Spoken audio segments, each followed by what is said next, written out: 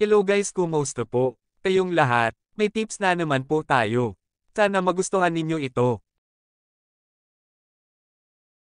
Ang kasamaan ng tao.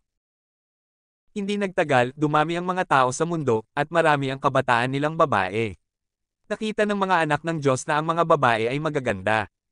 Kaya pumili sila ng magiging asawa nila sa sinumang maibigan nila.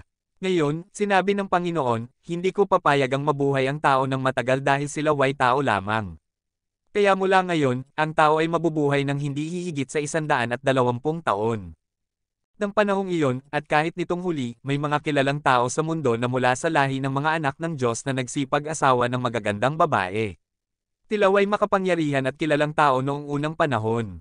Nang makita ng Panginoon na ang ginagawa ng mga tao sa mundo ay puro kasamaan lang, at ang palagi nilang iniisip ay masama, nang hinayang siya kung bakit ginawa pa niya ang tao sa mundo.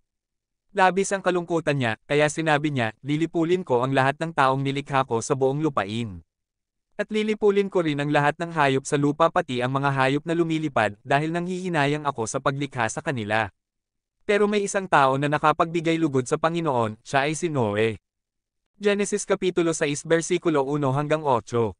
Guys, kung nagustuhan you follow naman like share subscribe at papindon na din ang bell para update kayo sa mga videos ko. Maraming salamat po.